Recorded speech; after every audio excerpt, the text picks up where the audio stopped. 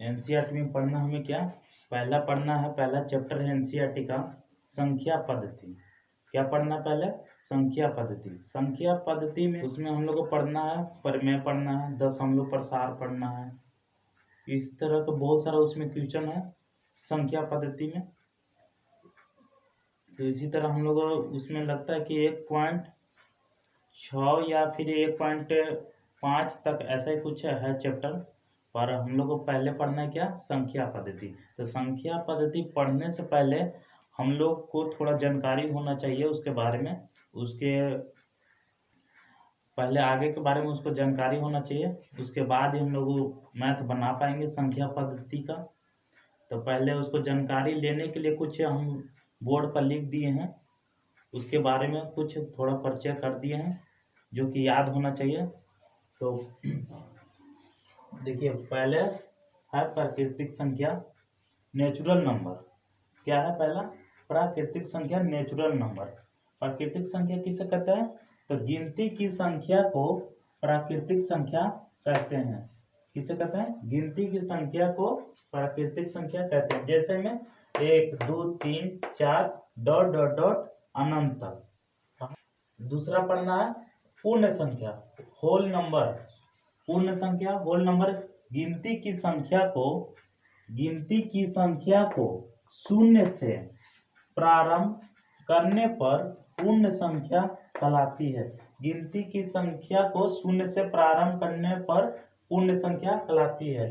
जैसे में देखिए 0 1 2 3 4 5 6 7 8 9 डॉट डॉट डॉट अनंत तक, यानी गिनती से पहले शून्य 0 1 2 3 4 शून्य से प्रारंभ होने वाली प्राकृतिक संख्या को पूर्ण संख्या कहते हैं। तीसरा पढ़ना है पूर्णांक संख्या। पूर्णांक संख्या इंटीजर नंबर शून्य सहित धनात्मक एवं ऋणात्मक प्राकृतिक संख्या के समूह को पूर्णांक संख्या कहते हैं। जैसे में -6 -5 -4 -3 -2 -1 0 1 2 3 4 5 6 डॉट डॉट अनंत तक। पूर्णांक संख्या में हम लोग को धनात्मक और ऋणात्मक के बारे में पढ़ना है। फिर उसके बाद है इसको विस्तार पूर्णांक संख्या के दो पार्ट में बांट दिया गया है, पूर्णांक और धनात्मक पूर्णांक और ऋणात्मक पूर्णांक। तो पहला है हम लोग का धनात्मक पूर्णांक पॉजिटिव इंटीजर पूर्ण संख्या को धनात्मक पूर्णांक कहते हैं। पूर्ण संख्या को धनात्मक पूर्णांक कहते हैं। जैसे में 0 1 2 3 4 5 6 डॉट डॉट अनंत तक। इसी को थोड़ा हम लोग विस्तारित रूप में लिख दिए हैं 0 1 +2 +3 +4 डॉट डॉट अनंत तक। नंबर है ऋणात्मक पूर्णांक निगेटिव इंटीजर। इसका परिभाषा है धनात्मक संख्याओं के योग प्रतिलोम को ऋणात्मक पूर्णांक कहते हैं। यानी धनात्मक के उसका प्रतिलोम यानी उल्टा को क्या कहते हैं? ऋणात्मक। जैसे में -1 -2 -3 -4 -5 -6 डॉट डॉट अनंत तक। छठा है परिमेय संख्या। रेशनल नंबर किसे कहते हैं? उसी का परिमेय संख्या वैसी संख्या जिसे हम p/q के रूप में लिखा जाता है उसे परिमेय संख्या कहते हैं। जैसे में 2/5 -20/9 √9/25 है। 9/25 को ही ले लेते हैं, इसका वर्गमूल कितना होता है? 9 का 3। तो 9/25 को लेते हैं तो 9 का 3 हो जाएगा और 25 का 5 हो जाएगा। तो इसे हम p/q के रूप में लिख सकते हैं। तो इसे 3/5 लिख सकते हैं ना, ये डॉट डॉट इसी तरह अनंत।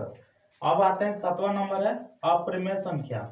अपरिमेय संख्या इरेशनल नंबर वैसी संख्या जिसे p/q के रूप में नहीं लिखा जाता है उसे अपरिमेय संख्या कहते हैं। जैसे में √3 √5 √2/7 √5/7 जैसे में ही ले लेते हैं हम लोग जैसे में हम लोग ले लेते हैं √3 का वर्गमूल होगा नहीं ना, इसलिए ये इसे p/q के रूप में नहीं लिखा जाता है। तो ये हुआ अप्रमेय संख्या।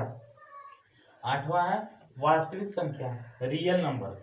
रियल नंबर किसे कहते हैं? तो परिमेय और अप्रमेय संख्याओं के एकत्रित परिवार को वास्तविक संख्या कहते हैं। जैसे में 2/5, √9/25, √3 आदि।